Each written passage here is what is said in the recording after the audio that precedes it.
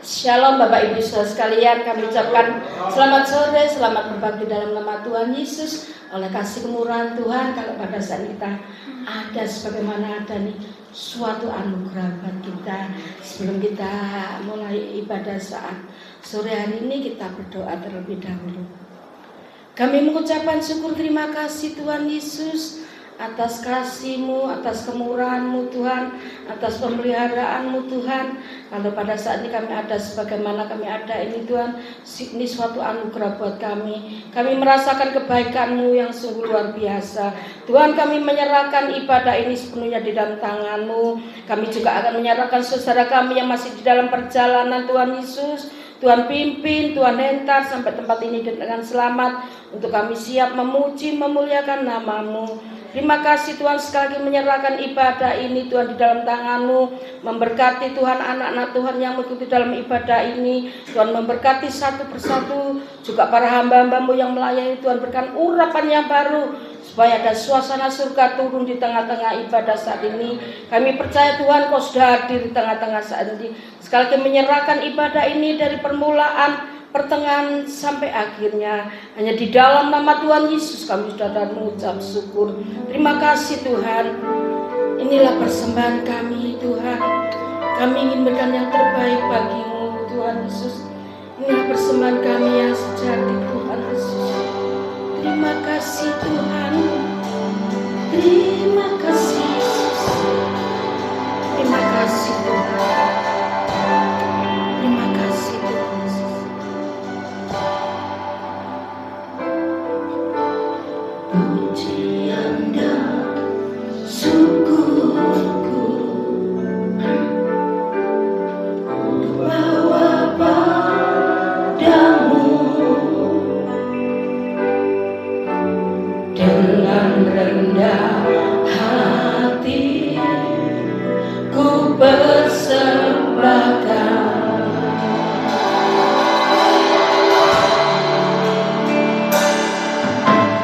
Sadar bila ku ada hanya karena anugerah, bukan karena kekuatanku.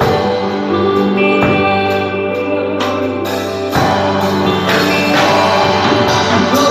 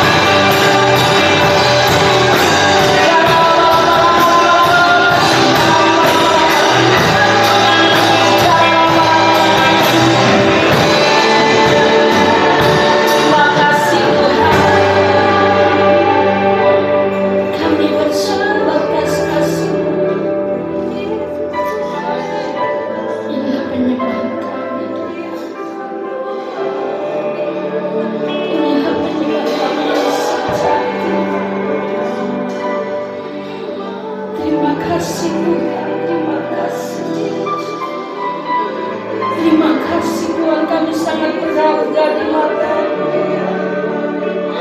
Kami sangat berharga Tuhan.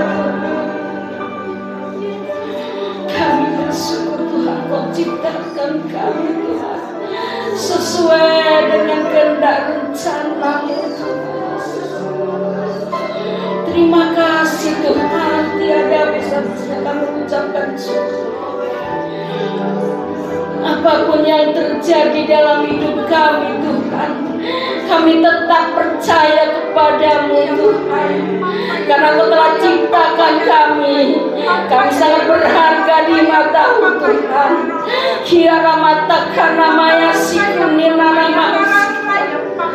Terima kasih Tuhan. Terima kasih Tuhan Yesus. Terima kasih Tuhan Yesus. Terima kasih. Terima kasih Tuhan. Terima kasih Tuhan. Terima kasih Tuhan. Terima kasih Tuhan. Terima kasih Tuhan. Ku tahu hidupku adalah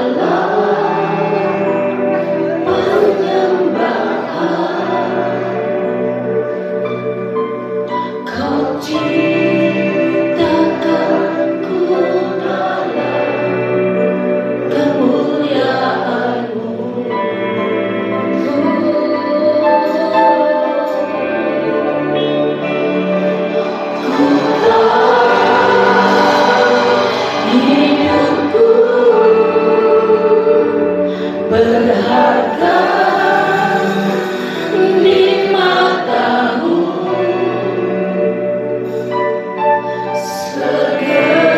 Segenap hidupku persembahkan. Katakan segenap hidupku.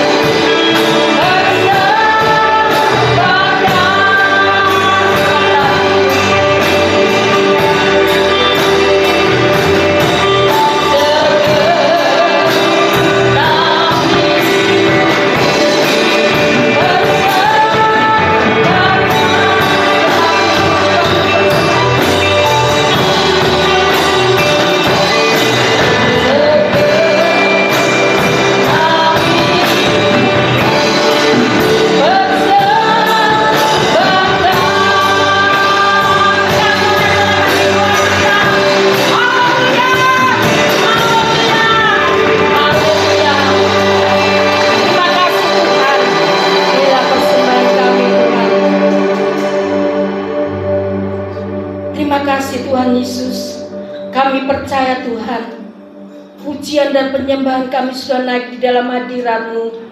Kami percaya Tuhan, Engkau telah hadir di tengah-tengah saat ini, menjamah kami Tuhan. Kami percaya Tuhan Yesus, bahwa Engkau-lah kekuatan dalam hidup kami. Kami sangat berharga di mata-Mu Tuhan. Terima kasih Tuhan Yesus, kami akan bersorak-sorai bagi kemuliaan-Mu. Kami percaya Tuhan, biarlah Tuhan Kau bertakhta di atas pujian kami.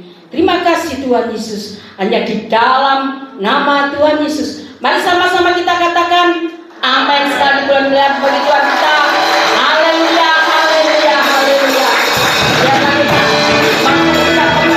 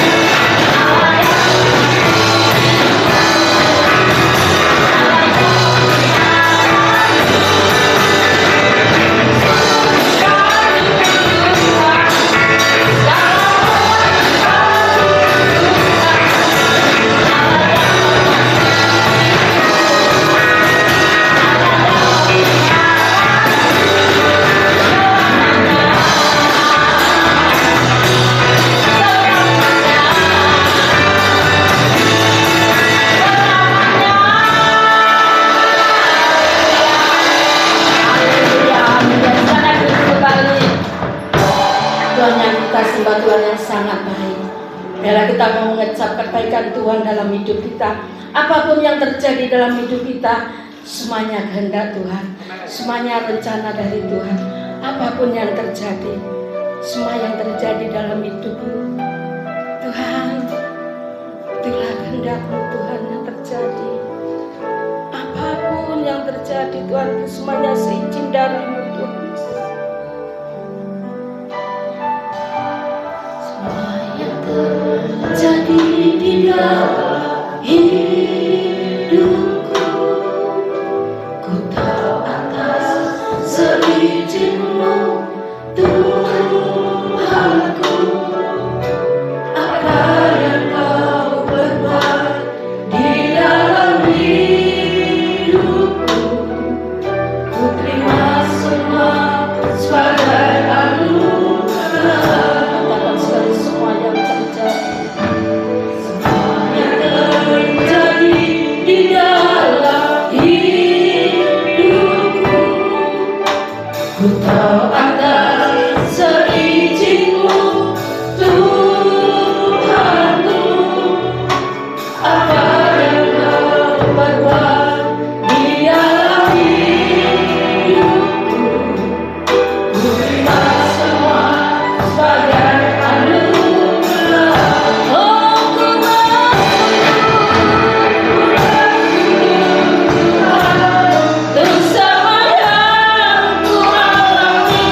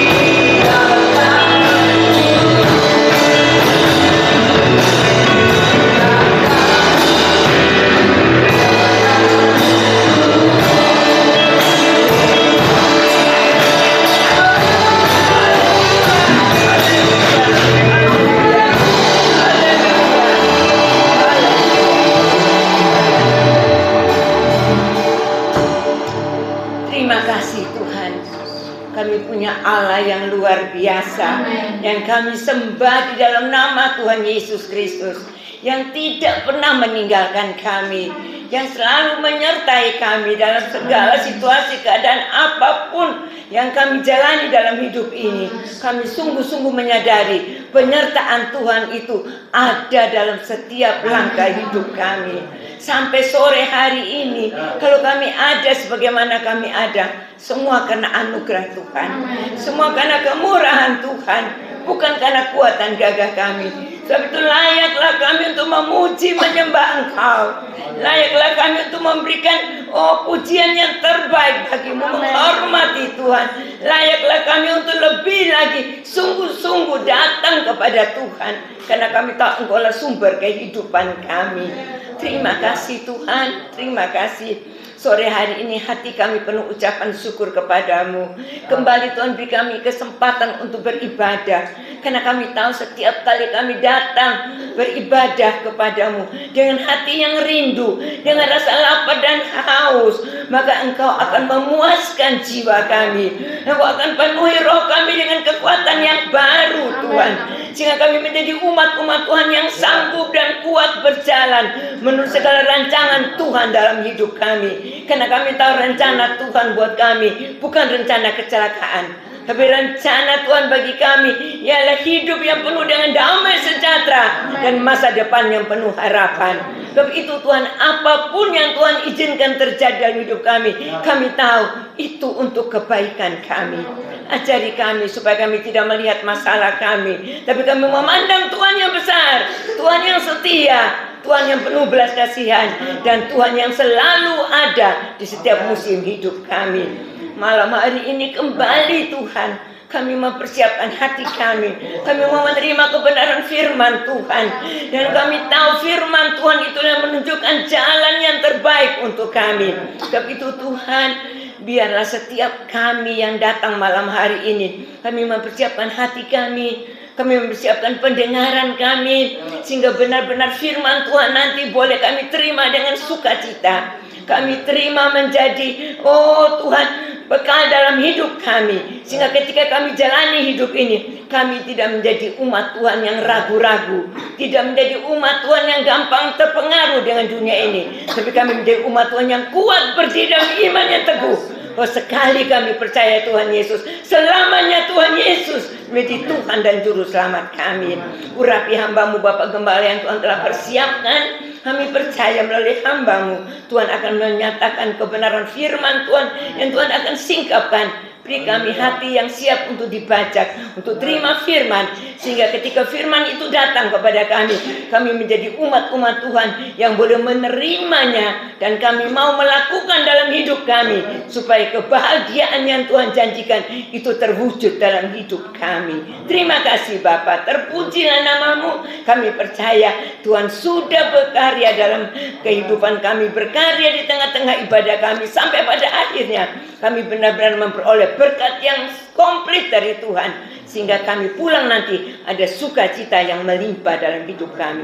Dalam nama Tuhan Yesus Kristus kami sudah berdoa dan mengucapkan syukur. Haleluya, haleluya, amin. Silakan duduk kembali. Ya, silakan duduk kembali. Shalom Bapak Ibu Saudara yang dikasihi Tuhan. Hari ini kita akan belajar kebenaran firman Tuhan. Judul renungan firman Tuhan pada hari ini adalah tentang berserah penuh kepada Tuhan. Sekali lagi, berserah penuh kepada Tuhan. Mungkin sebagian kita bertanya, mengapa sebagai umat-umat Tuhan kita perlu berserah kepada Tuhan? Bahkan bukan hanya sekedar berserah, tetapi berserah penuh kepada Tuhan. Nah, Bapak Ibu Saudara, kalau kita perhatikan kisah Abraham sebagai bapak orang beriman, bapak orang percaya, ternyata dalam kehidupan Abraham menunjukkan bahwa iman Abraham itu punya 3 aspek. Ya, kalau kita ingat beberapa waktu yang lalu saya pernah sampaikan tentang hal ini, 3 aspek dari iman Abraham, sehingga Abraham layak disebut sebagai bapak orang beriman, bapak orang percaya. Yang pertama adalah iman yang disertai dengan ketaatan. Itu imannya Abraham. Ketika Tuhan kasih perintah Abraham, keluar dari Ur Kasdim, tinggalkan negerimu, pergi ke tempat yang akan kutunjukkan kepadamu. Abraham taat, meskipun Abraham tidak tahu tempat yang akan dituju. Abraham nggak tahu, tapi Abraham taat, melangkah di dalam ketaatan. Aspek iman Abraham yang pertama adalah iman yang disertai dengan ketaatan. Aspek iman Abraham yang kedua adalah iman yang disertai dengan pengharapan. Mengapa saya katakan iman yang disertai dengan pengharapan? Abraham bisa tetap menanti dan berharap meskipun secara manusia tidak ada dasar untuk berharap. Usia semakin bertambah, Abraham sudah menjadi seorang kakek seharusnya, Sarah sudah menjadi seorang nenek, Sarah mandul, bahkan di usia yang lanjut dia sudah mati haid. Secara manusia tidak mungkin mereka bisa memiliki seorang anak. Sesuai janji Tuhan, kan Tuhan bilang kamu akan punya anak melalui Sarah. Secara manusia tidak mungkin. Tapi Kitab Roma mencatat, sekalipun tidak ada dasar untuk berharap, namun Abraham tetap berharap dan percaya. Iman yang disertai dengan pengharapan.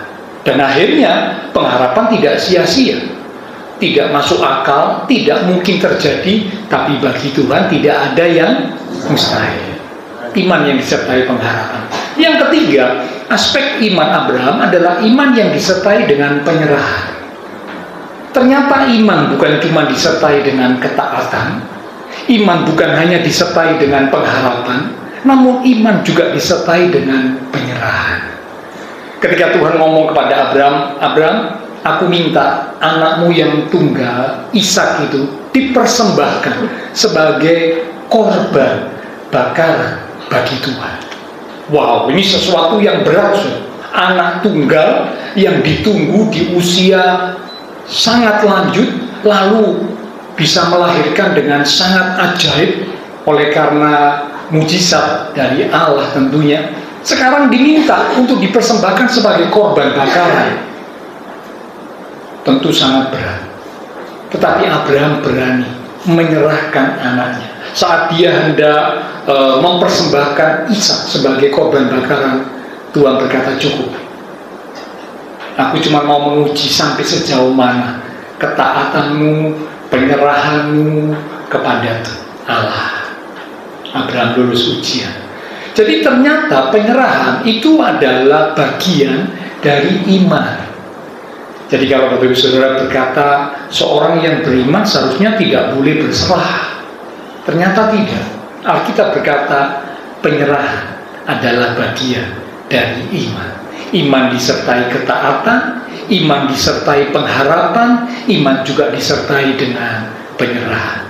Nah sekarang kita akan belajar tentang penyerahan atau berserah penuh kepada Tuhan.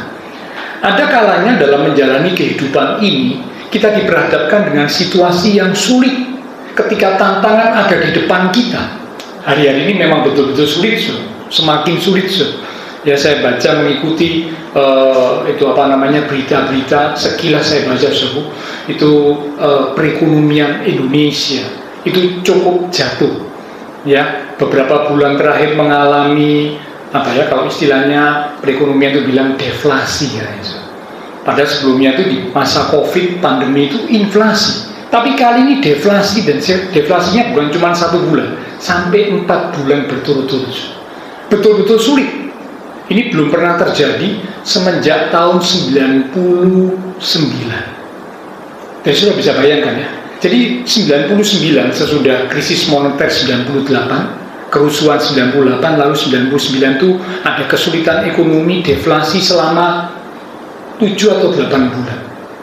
Baru kemudian di tahun ini, bulan 6, 5, 6, 7, 8, 4 bulan berturut-turut Indonesia mengalami deflasi. Dan memang ini dibuktikan ya, saudara tidak mungkin bingung ya apa itu deflasi, sudah kita nggak perlu ngerti. Pokok intinya ekonomi sulit, betul-betul sulit. Ya, tingkat perekonomian di Indonesia sangat sulit 4 bulan terakhir. Nggak tahu September ke depan jadi seperti apa. Ini hidup makin sulit. Kalau mau jujur seperti itu. Belum lagi hal-hal yang lain ya. Kemarin juga berita saya lihat sudah diputuskan bahwa tahun depan itu nilai PPN naik. Yang lalu 10%, kemarin jadi 11%, tahun depan jadi 12%. Wow, ya, berarti otomatis harga barang naik. Belum lagi BBM, katanya akan naik, subsidi memang benar-benar diterapkan, dan sebagainya. Jadi kalau secara manusia, kita bayangkan, wah, hidup akan makin sulit. Nah, ini keadaan akhir zaman memang seperti itu. Makin lama hidup itu makin sulit dan sukar. Itu memang Alkitab berkata demikian. Nah, di tengah situasi yang sulit, tantangan ada di depan kita.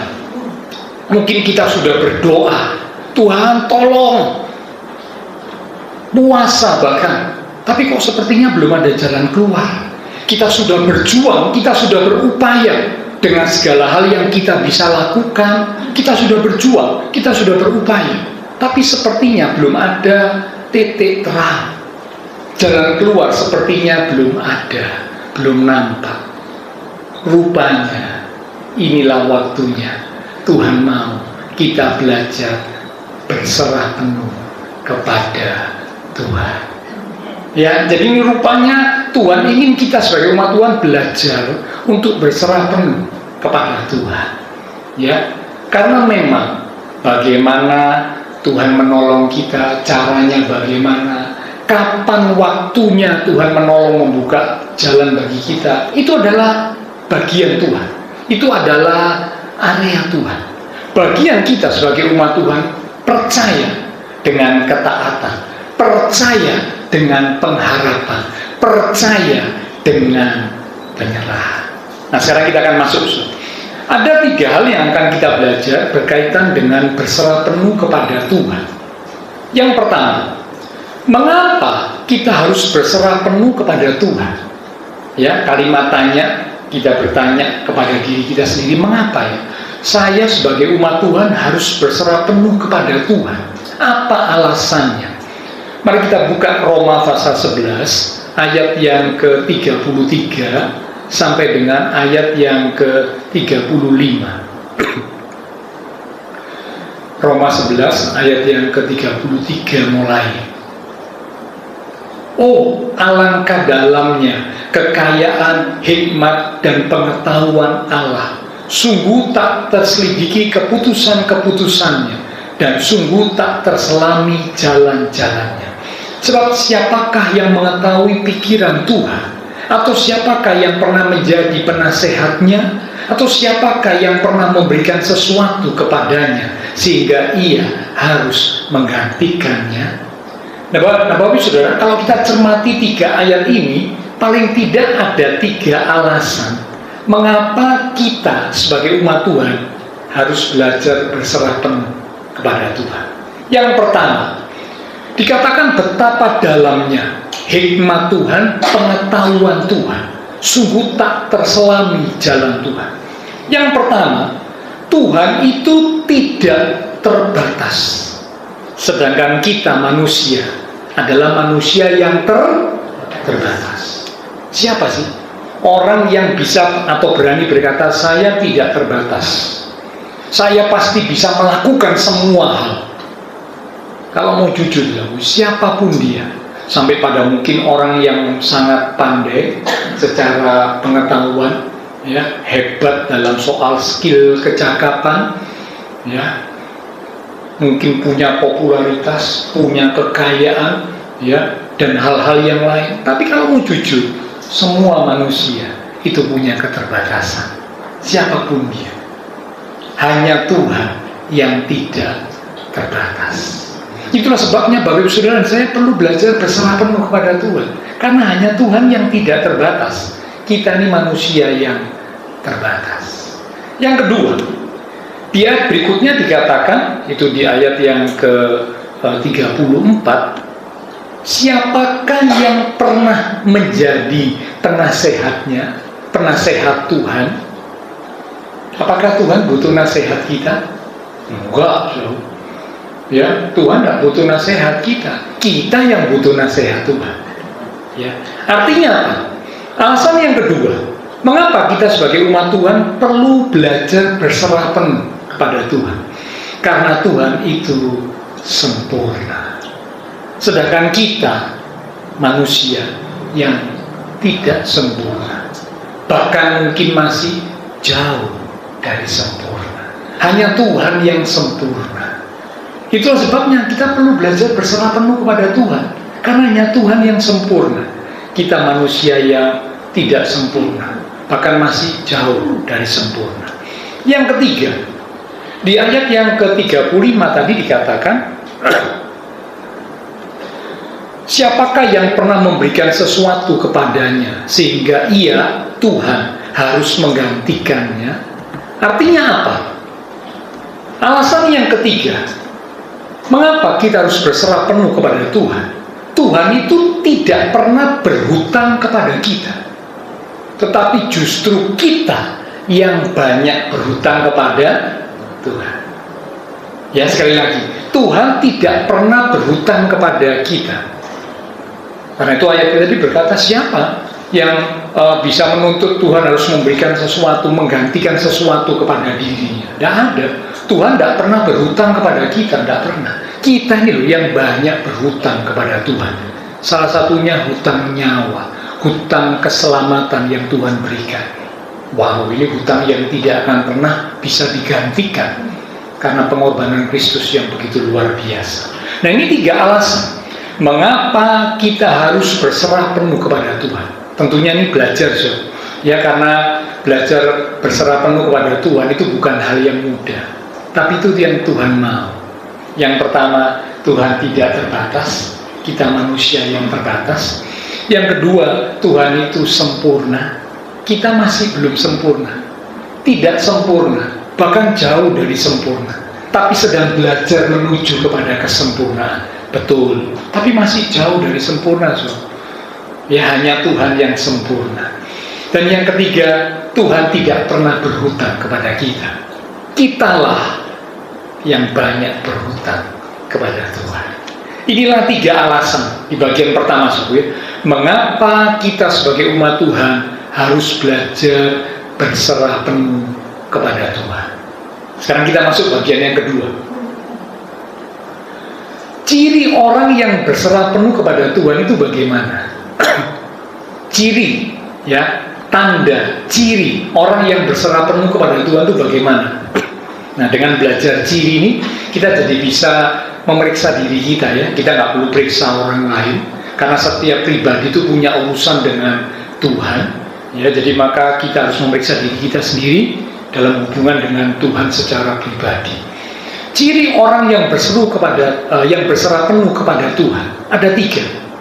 Yang pertama, ciri orang yang berserah penuh kepada Tuhan tidak berontak kepada Tuhan, tidak memberontak kepada Tuhan. Wah, mungkin kita berkata, Pak, saya tidak berontak kok kepada Tuhan. Tapi ternyata kadang-kadang tanpa kita sadari, apa yang kita lakukan ini mulai menunjukkan kita berontak kepada Tuhan. Berarti kita kurang atau bahkan tidak berserah penuh kepada Tuhan.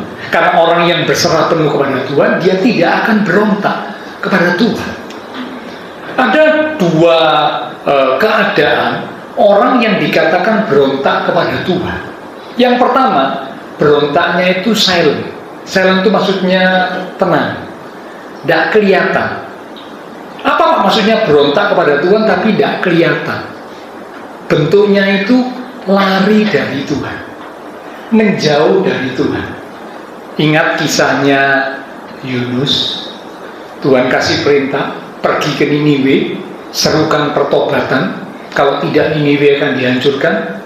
Yunus tidak protes dengan kata-kata, tidak, tapi Yunus pergi ke arah yang bertolak belakang, lari dari Tuhan, menjauh dari Tuhan. Ini berontak. Mungkin tidak frontal, ya, tidak langsung kelihatan, silent, diem, tapi pergi melangkah, menjauh dari Tuhan. Ya, ini tanda bahwa Yunus tidak berserah penuh kepada Tuhan. Dia berontak kepada Tuhan dengan dia lari menjauh dari Tuhan. Ya. Nah, yang kedua, Orang yang berontak kepada Tuhan, kalau yang pertama silent, tidak kelihatan. Yang kedua sangat kelihatan, frontal sifatnya, yaitu protes. Hari ini Indonesia itu banyak protes, ya, apalagi menjelang pergantian presiden ini, ya, wah banyak sekali peristiwa-peristiwa demo, protes dan sebagainya, ya. Nah, seringkali umat Tuhan juga protes kepada Tuhan.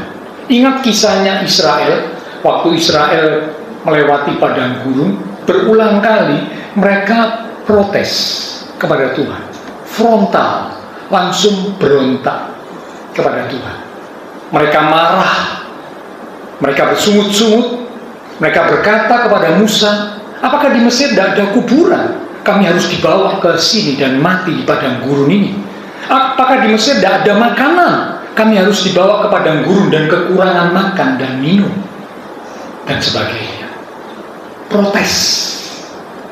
Nah, ini orang-orang yang berontak kepada Tuhan. Yang satu lari dari Tuhan, menjauh dari Tuhan seperti Yunus. Yang satu lagi tidak terima, protes frontal kepada Tuhan. Ini ciri yang pertama, ya. Orang yang berserah penuh kepada Tuhan, dia tidak memberontak kepada Tuhan. Ciri yang kedua, orang yang berserah penuh kepada Tuhan, dia tidak memaksakan keinginannya harus terjadi.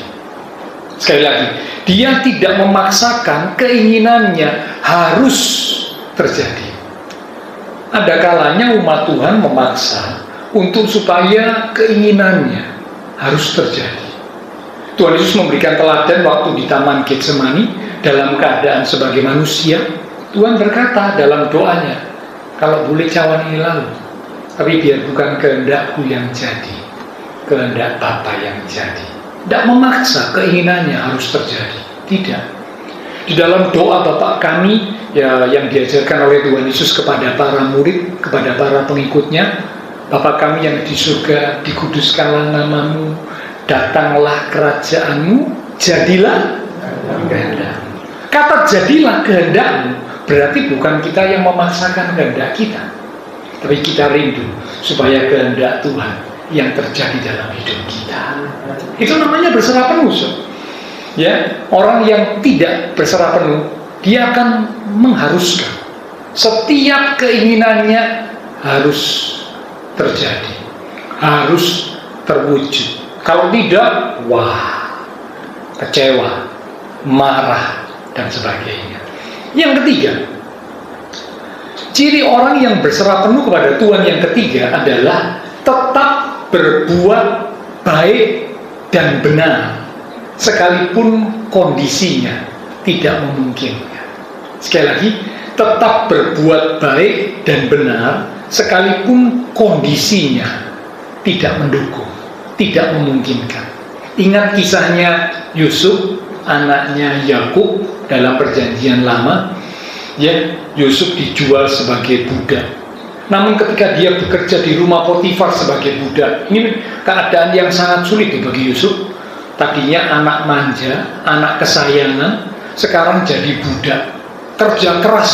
Tapi Yusuf dalam keadaan sebagai budak, dia bekerja dengan baik, dia bekerja dengan benar, sehingga akhirnya diangkat oleh Potifar jadi tangan kanan. Sudah mulai diangkat, difitnah oleh istri Potifar, membuat Yusuf akhirnya harus masuk ke penjara. Bukan karena salah, ya, tapi karena difitnah, karena mempertahankan hidup suci, hidup benar, malah membuat istri Potifar marah, lalu Yusuf difitnah dan dimasukkan ke dalam penjara. Tapi Alkitab mencatat saat Yusuf ada dalam penjara, Yusuf tetap belajar hidup benar, melakukan yang baik. Di penjara itu tidak enak, Yusuf, tidak enak. Ya, kalau saudara pernah mungkin mengunjungi penjara, tapi jangan masuk penjara, ya, jangan. Mungkin pernah mengunjungi penjara, saudara lihat, wah, di penjara itu tidak enak, sangat tidak enak. Tapi saat ada di situasi yang sangat tidak enak, Yusuf bisa tetap melakukan yang baik dan benar. sehingga dia dipercaya oleh kepala penjara. Tangan kanannya kepala penjara mengatur semua urusan para tahanan yang ada di penjara.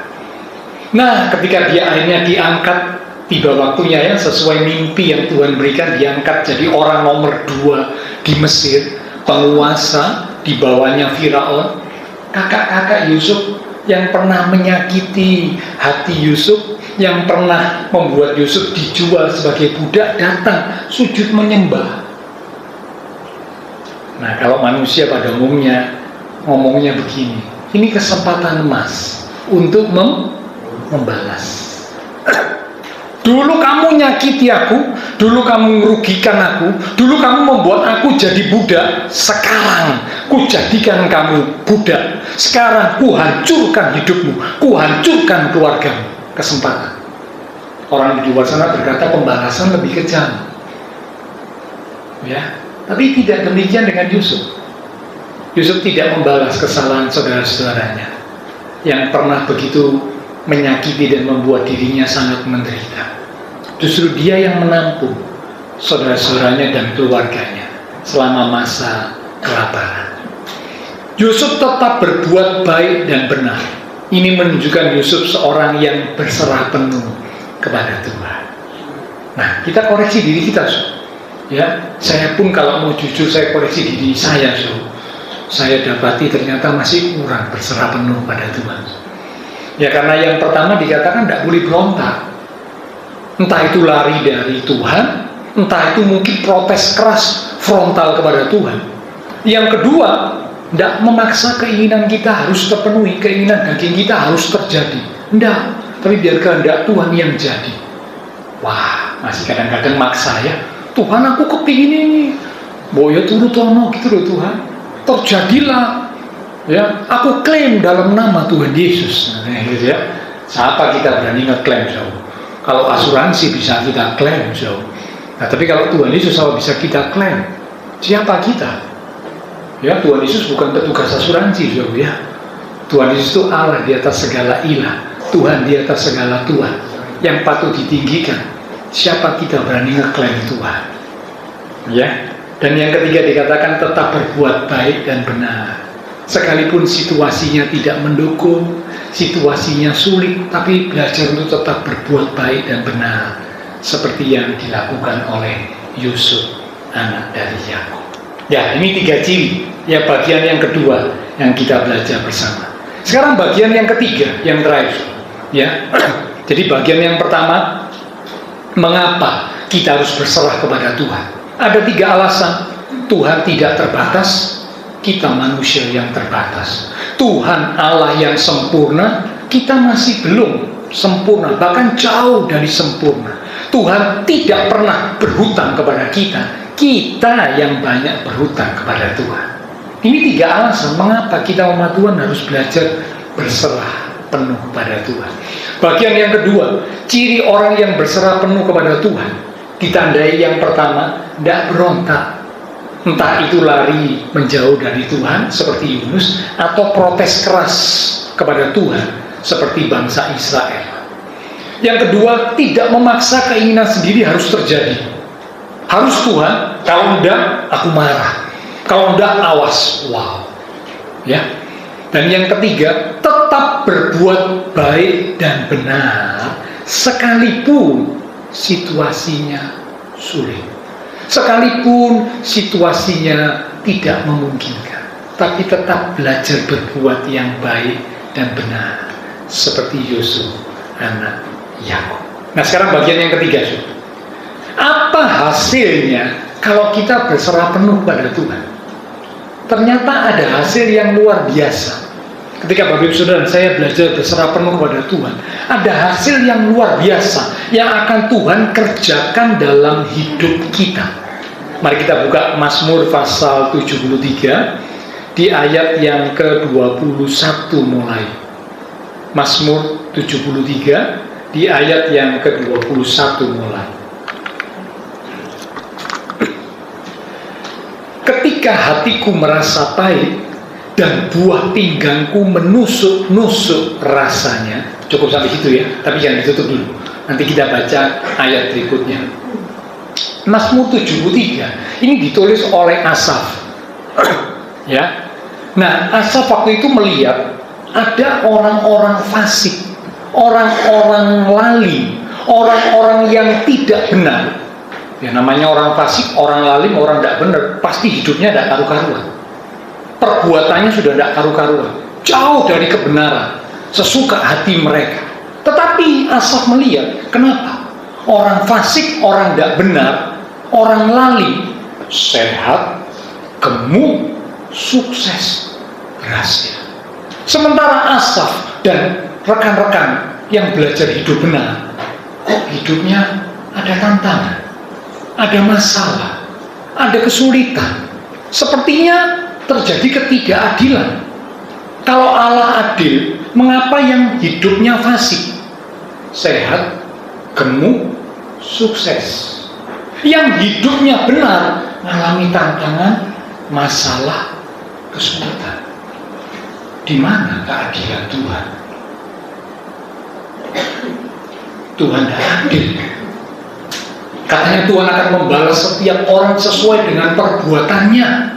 Apa yang ditabur orang itu akan dituai. Nah, ini menabur ketidakbenaran, menabur kefasikan. Tapi kok sukses, sehat, baik keadaannya. Sementara yang menabur kebenaran, hidupnya ada tantangan, kesulitan. Nah, Asaf dalam kondisi seperti itu, dia hatinya merasa baik, dia hatinya merasa tertekan. Dia sempat bertanya, ya mempertanyakan situasi kok seperti begitu. Mungkin Bapak Ibu Saudara hari ini juga ada yang mengalami, walaupun mungkin dalam bentuk yang berbeda ya. Hati kita mungkin lagi pahit, mungkin nggak seperti Asaf, karena melihat orang lain yang tidak benar kok sehat, gemuk, sukses ya. Mungkin kita nggak lihat gitu, tapi kita pahit karena mungkin ada sesuatu yang terjadi dalam hidup kita. Kita pahit karena ada tantangan, masalah, kesulitan yang membuat hati kita pahit, hati kita berat, hati kita tertekan. Asaf berkata, ketika hatiku merasa pahit dan buah pinggangku menusuk-nusuk. Lanjut ya, ayat berikutnya. Aku dungu dan tidak mengerti. Dungu itu maksudnya bodoh gitu ya. Tidak ngerti, kenapa kok begini? Mengapa terjadi seperti ini? Mengapa harus terjadi pada saya? Tidak ngerti, tidak tahu. Tetapi lanjut, seperti hewan aku didekatnya, tetapi aku tetap dekat. Aku tetap di dekatmu. Meskipun dia tidak ngerti dengan situasi yang terjadi, hatinya merasa pahit, merasa tertekan, merasa berat, tapi Asaf berkata, aku tetap dekat Tuhan. Nah, ini berarti Asaf tidak menjauh ya, tidak lari menjauh meninggalkan Tuhan, tidak. Karena ada umat Tuhan yang kadang-kadang kalau hatinya pahit, hatinya berat, dia merasa hidup kok seperti ini, dia mulai menjauh dari Tuhan. Dia mulai tanpa disadari, dia mulai lari dari Tuhan. Asaf tidak demikian. Asaf berkata, aku tetap berada di dekat Tuhan. Nah lanjut, apa hasil orang yang tetap ada di dekat Tuhan? Menunjukkan bahwa dia tetap berserah penuh kepada Tuhan, sekalipun hatinya pahit. Ada hal yang berat terjadi dalam hidupnya. Lanjut ya, ayat 23. Tetapi aku tetap di dekatmu, engkau memegang tangan kananku. Yang pertama, hasil orang yang berserah penuh kepada Tuhan, yang Tuhan kerjakan yang pertama dikatakan, Tuhan akan memegang tangan kanan kita. Tuhan pegang tangan kita. Kalau kita yang pegang tangan Tuhan, kekuatan tangan kita megang tangan Tuhan. Tadi kan dikatakan kita manusia yang terbatas. Kekuatan kita juga terbatas. Kalau kita yang pegang Tuhan, saya khawatir satu saat terlepas. Karena kan kekuatan kita ini terbatas. Ada kalanya ketika situasi kondisi tertentu kekuatan kita jadi lemah, pegangan kita kepada Tuhan lepas.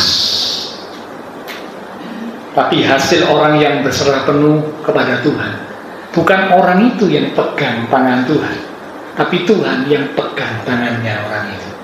Wow, luar biasa. Kalau Tuhan yang pegang tangan umatnya, pasti tidak akan terlepas. Mengapa? Karena tangan Tuhan itu tangan yang kuat. Kekuatan Tuhan, kekuatan tangan Tuhan tidak terbatas. Tidak terbatas. Jadi kalau Tuhan yang pegang tangan kita, luar biasa. Itulah sebabnya dikatakan tidak akan jatuh sampai tergeletak. Mengapa? Karena Tuhan yang pegang tangan kita.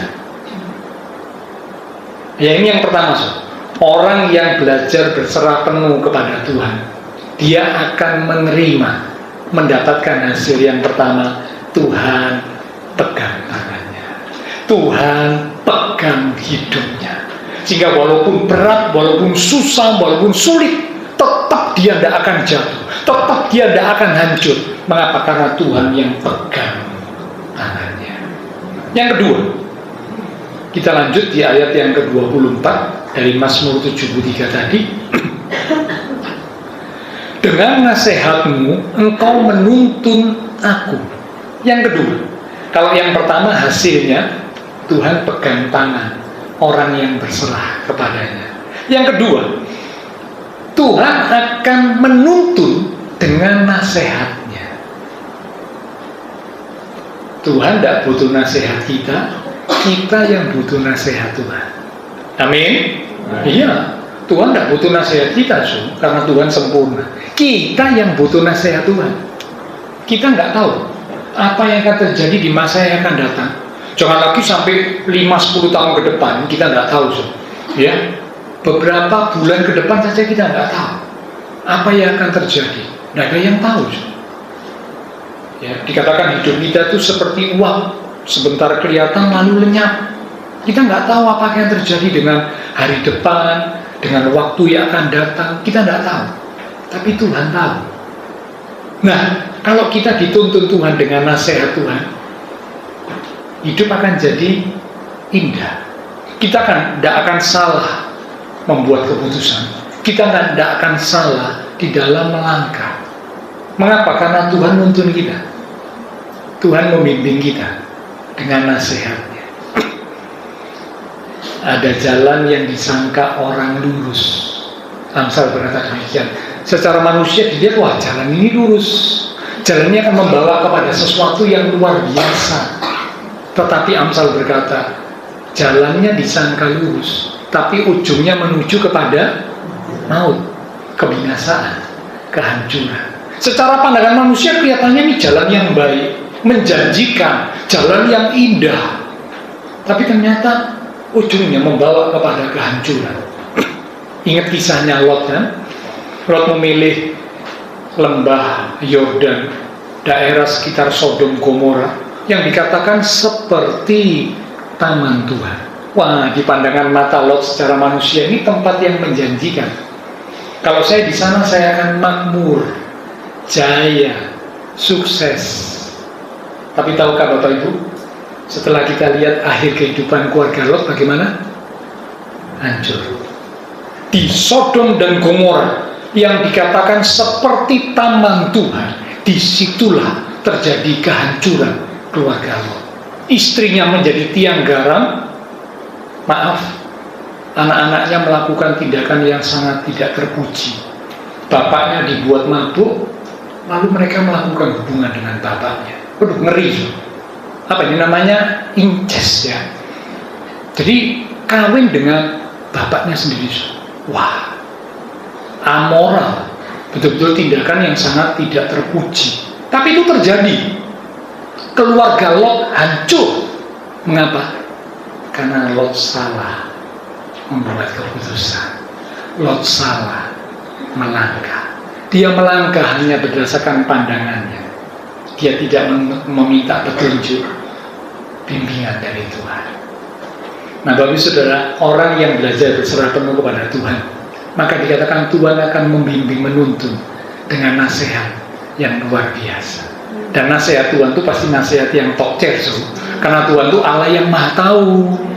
Dia Allah yang maha tahu. Jadi kalau Tuhan kasih nasihat, pasti nasihatnya itu luar biasa. Pasti. Karena itu salah satu julukan sebutan dari untuk Tuhan itu adalah penasehat yang agung, penasehat yang ajaib. Kalau nasihat manusia bisa salah. Ingat nasihat yang diberikan kepada Rehabeam, anaknya Salomo, salah, membuat akhirnya kerajaan Rehabeam terpecah jadi dua. Nasihat manusia bisa salah, tapi kalau nasihat dari Tuhan, petunjuk dari Tuhan, tidak pernah salah, karena Dia Allah yang sempurna, Dia Allah yang maha. Nah, hasil yang ketiga, ini yang paling dinanti-nanti. Ya, tapi harus melewati hasil yang pertama dulu ya. Hasil yang pertama, belajar berserah penuh, Tuhan pegang tangan kita. Sehingga kita tidak akan jatuh tergeletak, kita tidak akan hancur, meskipun situasinya sulit. Mengapa? Karena Tuhan pegang tangan kita. Yang kedua, dikatakan Tuhan akan membimbing, menuntun dengan nasihat. Sehingga kita tidak mengambil keputusan yang salah, tidak bertindak yang keliru. Seperti Lot yang membuat keluarganya hancur. Dan yang ketiga, kita lihat ayat yang ke-24 bagian B. Dan kemudian itu maksudnya selanjutnya, ya. Jadi setelah dipegang tangannya oleh Tuhan, setelah dituntun dengan nasihat oleh Tuhan, kemudian Engkau Tuhan mengangkat aku ke dalam kemuliaan. Nah, ini yang paling kita tunggu-tunggu. Ujungnya akhirnya Tuhan akan mengangkat kita ke dalam kemuliaan. Dengan kata lain, ujungnya akhirnya kita akan melihat pertolongan Tuhan, kemuliaan Tuhan, keajaiban Tuhan dinyatakan dalam hidup kita. Tentunya pada waktu Tuhan, ya, saya sudah katakan tadi, waktu, cara itu adalah bagian Tuhan. Kita percaya, bagian kita tetap percaya dengan taat, percaya dengan tetap berharap, percaya dengan berserah penuh kepada Tuhan. Itu bagian kita. Waktu kapan Tuhan menolong kita, cara bagaimana Tuhan menolong kita, itu bagiannya Tuhan. Ya. Oke, kita baca ayat penutup. Mazmur pasal 37. Mazmur 37 di ayat yang kelima. Silakan selain pelayan mimbar bisa bersiap maju ke depannya. Silakan langsung ya, supaya nggak terlalu lama.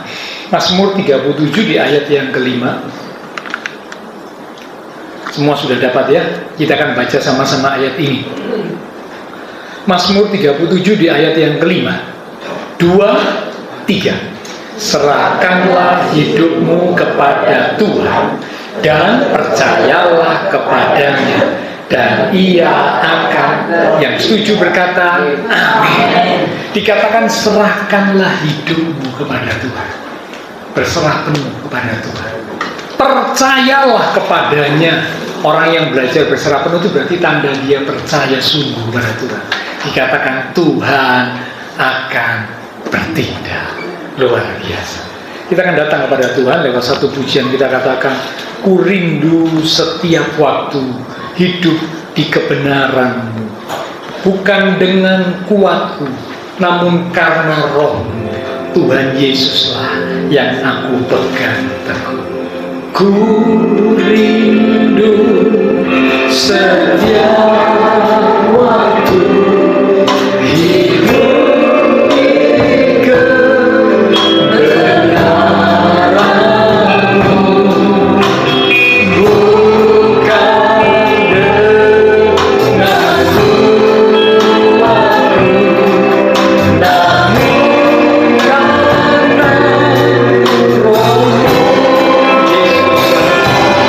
Yesuslah yang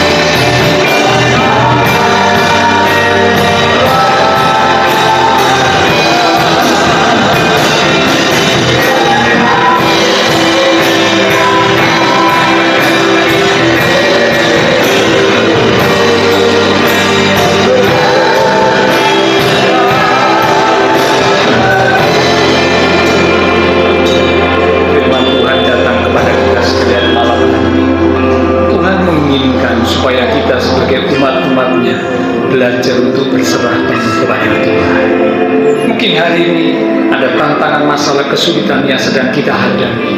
Kita sudah berdoa, kita sudah berjuang, berupaya untuk mengatasi tantangan, masalah, kesulitan. Namun jalan keluar sepertinya belum nampak. Pertolongan Tuhan tidak kunjung nampak.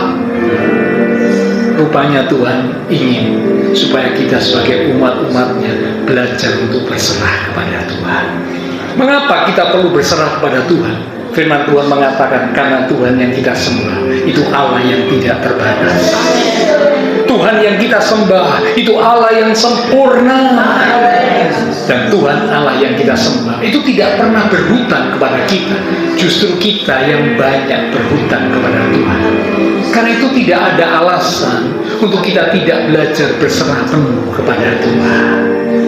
Ciri orang yang berserah penuh kepada Tuhan, firman Tuhan berkata, dia tidak akan berontak kepada Tuhan.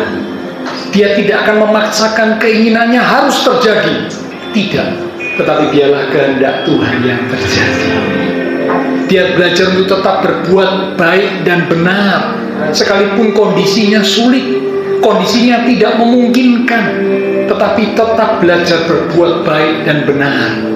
Karena itulah tanda kita belajar berserah penuh kepada Tuhan. Dan hasilnya ketika kita belajar berserah penuh kepada Tuhan, akan ada hal-hal yang indah yang Tuhan kerjakan dalam hidup kita. Tuhan pegang tangan kita, Tuhan bimbing, Tuhan tuntun langkah hidup kita dengan nasihat Tuhan yang tidak pernah salah, nasihat Tuhan yang luar biasa. Dan Tuhan akan mengangkat kita ke dalam kemuliaan-Nya. Mari serahkanlah hidup kita kepada Tuhan dan percayalah kepada Tuhan dengan segenap hati, maka Tuhan akan bertindak. Sama-sama kita akan bangkit berdiri, kita katakan, Engkaulah Tuhan, Engkaulah Raja.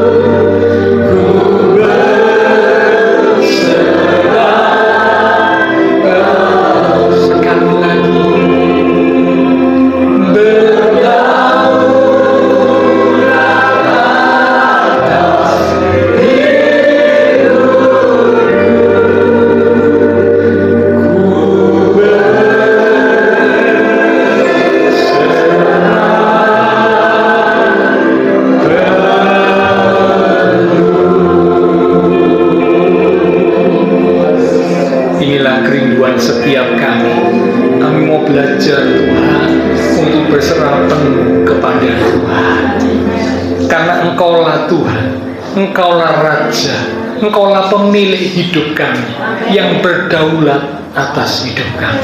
Kami mau belajar untuk berserah penuh kepada Tuhan. Hamba terbatas untuk berkata dan menjelaskan. Roh Kudus, Engkau akan terus mengingatkan firman yang sudah kami terima, sehingga firman Tuhan boleh semakin bertumbuh. Kami boleh menjadi umat-umat Tuhan yang semakin berkenan dan menyukakan hati Tuhan, karena kami mau belajar untuk berserah penuh kepada Tuhan. Hamba berdoa untuk setiap umat-umat Tuhan, bila Engkau melimpahkan berkat-Mu untuk setiap umat-umat-Mu. Diberkati iman rohani, diberkati keluarga rumah tangga, diberkati usaha pekerjaan, diberkati studi sekolah, diberkati kesehatan kami, bahkan diberkati masa depan kami. Engkau berjanji memelihara hidup kami, Engkau yang pegang dan menjamin masa depan kami.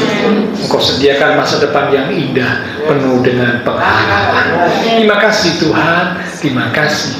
Kami berdoa buat teman-teman kami yang tidak bisa hadir, mereka juga yang membutuhkan bantuan doa untuk yang sakit, Bapak Gunadi yang akan dioperasi pada hari Selasa, teman-teman siman kami yang lain yang sakit, kesehatan Ibu Gunadi, kami serahkan semuanya ke dalam tangan Tuhan. Kami berdoa biarlah kuasa Tuhan ajak menjamah, berikanlah kekuatan, kesehatan, kesembuhan di dalam nama Tuhan Yesus Kristus. Oleh bilur Tuhan Yesus, teman-teman siman kami yang sakit boleh dijamah, dilawat, disembuhkan oleh Tuhan. Operasi Pak Gunadi juga Tuhan tolong boleh berjalan dengan baik. Terima kasih Tuhan, mereka yang lemah dikuatkan, mereka yang susah dihiburkan, mereka sedang menghadapi masalah pergumulan, biarlah mereka tetap percaya, mereka tetap berserah penuh kepada Tuhan dengan satu keyakinan Tuhan akan menyatakan pertolongan tepat pada waktunya. Semua yang sudah melayani persembahan yang dipersembahkan, apapun yang dilakukan setiap umat Tuhan, karena mengasihi Tuhan, Allah sumber segala berkat akan memberkati kembali dan memakai hidup kami untuk kami boleh lebih lagi memuliakan Tuhan. Kami berdoa untuk bangsa negara Indonesia, pemimpin-pemimpin bangsa kami, kota kami Surabaya, bahkan tetangga lingkungan sekitar gereja Tuhan. Engkau berkati mereka sekalian. Beri hikmat kepada setiap pemimpin-pemimpin bangsa kami, mereka boleh bertindak dengan tuntunan Tuhan, membawa bangsa kami menuju kepada kebenaran, kepada apa yang Tuhan mau. Terima kasih Tuhan, berkati pula rekan-rekan seiman yang berulang tahun sepanjang minggu ini. Dalam melalui pertambahan usia yang Tuhan beri, membawa kami semakin sungguh-sungguh mengasihi Tuhan, semakin dekat Tuhan. Terima kasih Tuhan. Setelah selesai ibadah, kami akan berpisah satu dengan yang lain, kembali ke keluarga rumah tangga kami, kembali ke aktivitas kami. Biarlah segala berkat, anugerah, damai, sukacita yang melimpah dari Allah Bapa Surgawi, kasih Tuhan Yesus Kristus, dan persekutuan dengan kuasa Roh Kudus akan terus memimpin menuntun langkah kehidupan setiap kita. Itu terus minta kita sekalian mulai malam ini sampai Maranatha Tuhan Yesus datang kembali. Di dalam nama Tuhan Yesus Kristus, semua yang percaya diberkati Tuhan. Mari bersama dengan iman kita berkata amin. Tuhan berkati kita sekalian, sampai berjumpa di waktu yang akan datang.